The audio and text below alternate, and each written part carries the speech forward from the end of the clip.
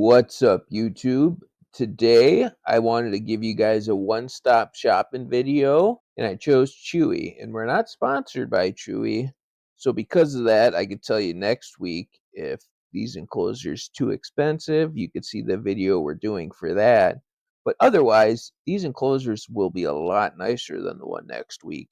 So starting off, these are kind of like PVC type enclosures, and they are the EcoFlex, and one is the 4-foot Mojave, which is the whiter tan color, which also comes in a gray and black.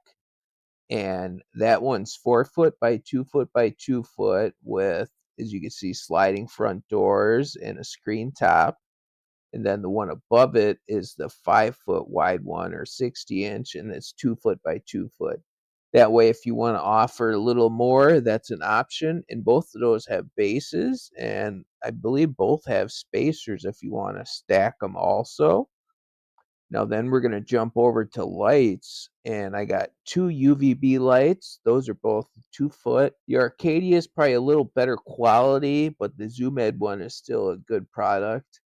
And with higher hides and stuff closer to the light, you'll still get a nice gradient. So I think both would work out good for you. Now, for the basking, I have the Fluker's clamp lamp with the dimmer, and you don't have to clamp it. What I was thinking, you would just set it on top. And I really like this one mainly for the dimmer. They have ones on Amazon if you wanted to mount your light internally. And if you wanted to do internal, I would definitely go with the Fluker's 100-watt bulb. And then if you're going to go on top, I would do the Arcadia one I have above, and it's the 100-watt. And I chose that. It's $1 more than the 75-watt. Then you'll be able to dim it to the exact point you need. If it gets colder in your house, at winter, you could turn it up a little bit, and then the opposite for summer. So jumping off to that, we got substrate. For this, you got two basic options. We got cypress mulch and a cocoa block by Josh's Frogs. And you could just get 2 bags of one of those to try out, or you probably need 3 of the 24 quart, depending on the size of enclosure that is. But what you could even do, you could get like a bag of the cypress mulch, or maybe 2 still.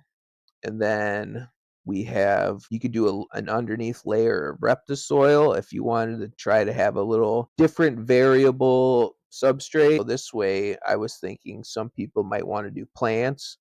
So you could do some moss even, or you could do just moss for decoration even. They have sheet moss. What I was thinking, I noticed that they call them skink ones, but they have other similar ones that you could try doing. You take them out of the pot and basically start them off. Now, the hard part with skinks and plants is they will dig and they might uproot them. And some people have had good luck actually putting them in the background. They'll kind of attach the pot, or you could even do some foam decorations with pot if you wanted to have a more naturalistic background before your skink arrives. But you don't have to go that advanced. You could just get a couple different log hides and one on each side and do some fake plants in the middle. You can even do some natural cork flats. And what's nice about these, the skink can go on top and underneath. And even then, with those, you could have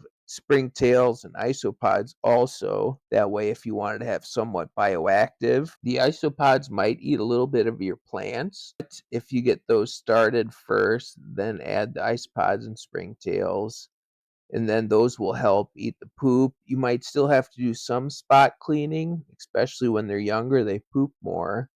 But once you get them established, they'll do a great job, and you won't really have to add too much substrate or do too much work to maintain your skink. The basking platforms, you could do something simple as the ramp with the hut right next to it, or you could even make one yourself with a tile and put legs on it. Picked out this T-Rex skull. I thought if you wanted, you could try even putting the plants in that, if the pots would fit, or even just plant the plants underneath and see if maybe the skink would only damage a couple leaves here and there. Just a couple options for you. The nice thing with reptiles, it gives you that artistic design. You could can do yourself and choose different things as you go, whether you do real plants or they have some great ferns even. And the nice thing about these, they clean off, you can sanitize them, and if your skink digs them up, it doesn't hurt the skink and it won't hurt those. Even if you wanted, you could try hanging some from the top